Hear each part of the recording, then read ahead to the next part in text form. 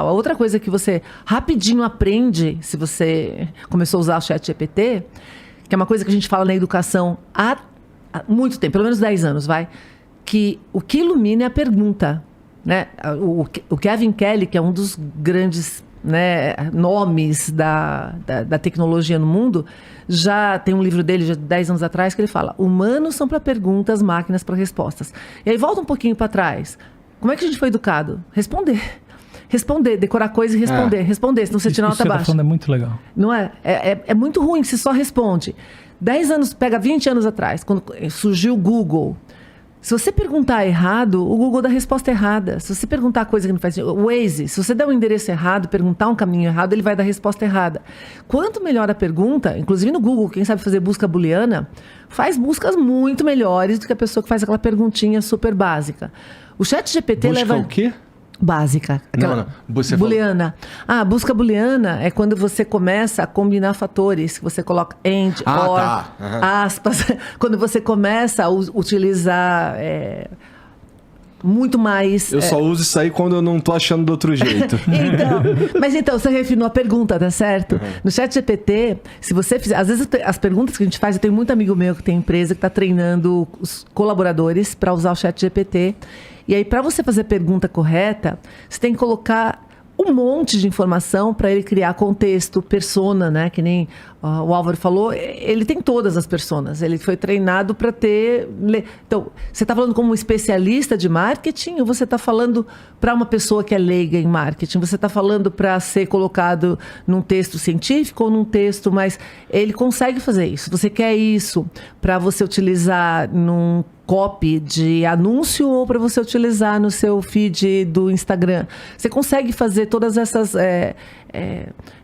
contextualizações para a resposta vir melhor. E você continua perguntando de acordo com as respostas dele, você vai refinando, aí você chega na melhor solução. Então, se você não sabe perguntar, você só vai ter respostas imbecis do ChatGPT. Ele só vai dar aquelas coisas totalmente genéricas, superficiais, que não vão aprofundar ou melhorar aquilo que você faz. Então, de novo, para perguntar, o que você precisa? Pensamento crítico.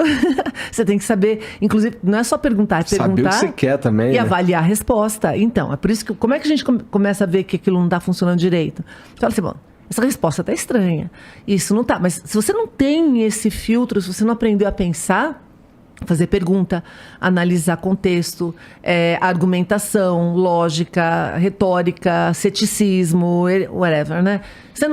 Você não consegue perceber essas nuances. Então, e quantas pessoas aprenderam pensamento crítico? É muito, muito pouca gente, tá? A gente não tem isso na nossa base da educação, não só no Brasil, no mundo, mas o Brasil tem os países que tem um pouquinho mais de base na educação para você criticar, analisar. Então, muda completamente. Uma das coisas que eu vi as pessoas... Não, mas agora tem que ser proibido na escola. Não, fofos, não tem que ser proibido na escola, né? A gente já ouviu esse papo... Marta. Não, gente, olha, eu já ouvi esse papo. O bom de você estar aqui há muito tempo, né? Ficar mais velhinha, é que o que para os outros é história, para mim é memória, tá? Eu já estava lá. Entrou a internet, vamos proibir a internet na escola. Aí começa mobile, vamos proibir mobile na escola. Gente, não é assim.